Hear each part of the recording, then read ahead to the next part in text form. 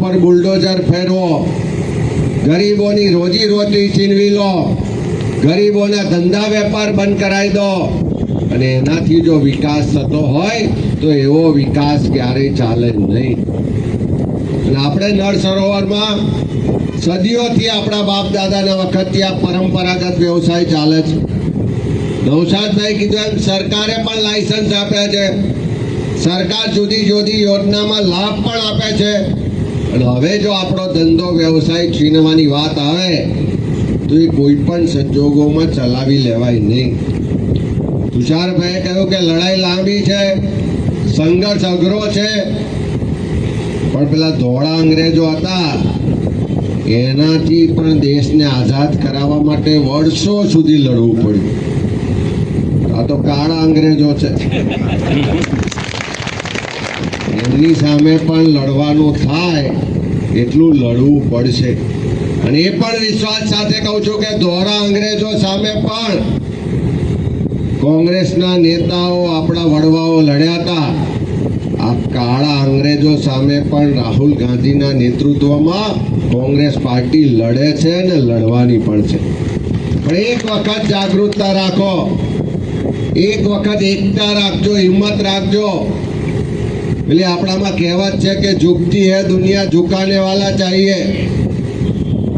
તમને બધાને યાદ હશે કે દક્ષિણમાં પેલો તાપી રિવર લિંક પ્રોજેક્ટની જાહેરાત કરી હતી, દિલ્હીથી જાહેરાત કરી હતી.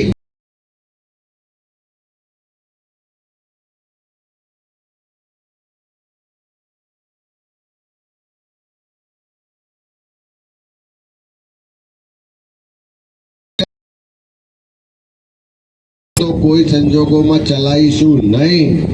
અને બધા જ ભેગા થઈને લડ્યા તો દિલ્હીની સરકારે પણ ઝૂકવું પડ્યું અને આ ગાંધીનગરની સરકારે પણ ઝૂકવું પડ્યું ને કહેવું પડ્યું કે આ પ્રોજેક્ટ નહીં થાય. અને આપણે કોઈની સામે વ્યક્તિગત લડાઈ નથી, આપણે આપણા હક અધિકાર માટે લડવાનું છે, આપણે આપણી રોજી રોટી માટે લડવાનું છે, આપણે આપણી આવનારી પેઢીઓના ભવિષ્ય માટે લડવાનું છે.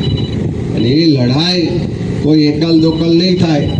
કાલ ઉઠીને આપણામાં પણ ભાગલા પડાવવાની વાત કરશે, કારણ કે અંગ્રેજોની તો નીતિ જ રહી છે કે ભાગલા પાડો ને રાજ કરો. આપણામાં પણ ફૂટ પડાવે, ભાગ પડાવે અને થોડા લોકોને કહે કે તને આપી દઈશું, અપાઈ દઈશું, તું આમાં ના જા. મારી વિનંતી છે કે બધા એક રહેજો. આ નૌશાદભાઈને બાકીનું આપણું આખું નેતૃત્વ તમારી સાથે છે. અને આવનારા દિવસોમાં તમારા પ્રશ્નો માટે વિધાનસભામાં રજૂઆત કરવાની હોય, તુષારભાઈ કીધું એમ દિલ્હી રજૂઆત કરવાની હોય, કોઈ સરકારી કચેરી કે રસ્તા પર ઉતરીને લડવાનું હોય, તો આ બધી જ લડાઈમાં બધાની સાથે છીએ. એકવાર ભેગા થઈને લડીશું તો 100% પરિણામ આવશે. એમાં હાથની 5 આંગળીઓ હોય, છૂટી છૂટી હોય તો એની કોઈ તાકાત ના થાય, પણ 5 આંગળીઓ ભેગી થઈને આવો મજબૂત મુક્કો બને તો ભલભલાઈ ઝૂકવું પડે કે નહીં.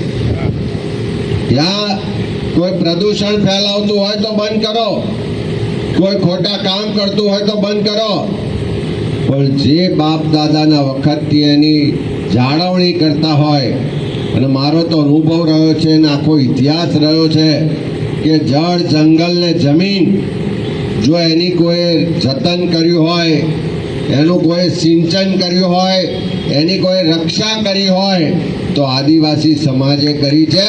અને એને દેવતા તરીકે પૂજીને પણ એ જળ, જંગલ, જમીનના રક્ષણ કર્યું છે, સિંચન કર્યું છે. આ પણ એ જ લડાઈ છે. એ લડાઈમાં અમે બધા જ તમારી સાથે છે.